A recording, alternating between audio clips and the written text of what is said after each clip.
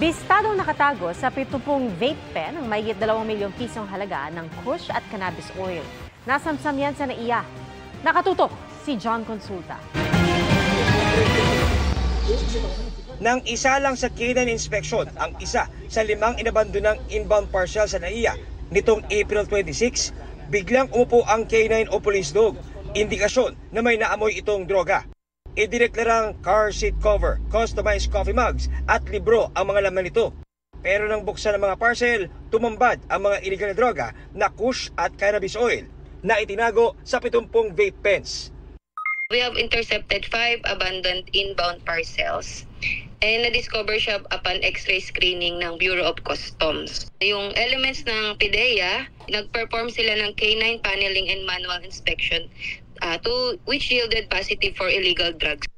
Ayon sa PDEA NCR, nagkakahalaga ng mahigit 2 milyong piso ang mga nasabat na illegal na droga mula sa US at Canada. Patuloy ang follow-up operation sa mga consignee ng mga naturang kontrabando. Quantity nung parcel is under disposition po ng PDEA Laboratory Service pa po ng Quezon City.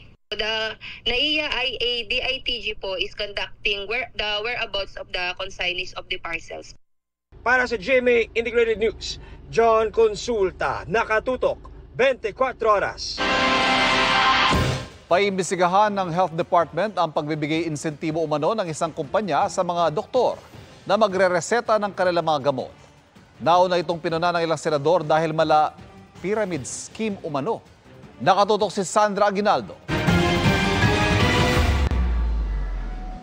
Mga doktor na shareholder ng pharmaceutical company at nagre-reseta ng mga produkto ng sarili nilang kumpanya. Para ganahan sa pagre-reseta, may insentibo pa raw na mamahaling sasakyan ng mga doktor. Ang marketing scheme na ito ang gustong imbestigahan ni Senate Committee on Health Vice Chairman Senator J.V. Ejercito. Punto niya, imbis na makamura sa gamot, baka napapamahal pa ang mga pasyente kung may produktong sinusuportahan ng mga doktor. Kung ikaw pasyente, kung ano yung best care ng doktor, siyempre susunod ka eh. Para siya naging networking na rin, initial investigation showed that may mga luxury cars and other luxury items that are being used for incentives. Ayon sa senador, mga pharmaceutical companies din umano ang nagreklamo sa aniyay mala pyramiding scheme. Kailangan natin itong tignan because this is clear and this is really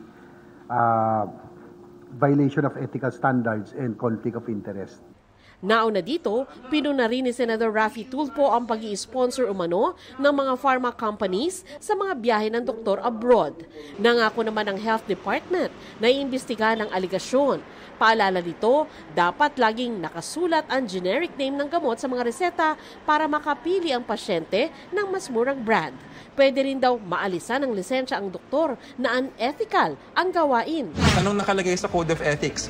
Hindi ko tayo dapat nagtatanggap ng mga kabayaran, ng mga reward or financial inducements from medical and pharmaceutical companies para ang kanilang mga produkto ay ating para bang bigyan ng pabor na i-prefer natin.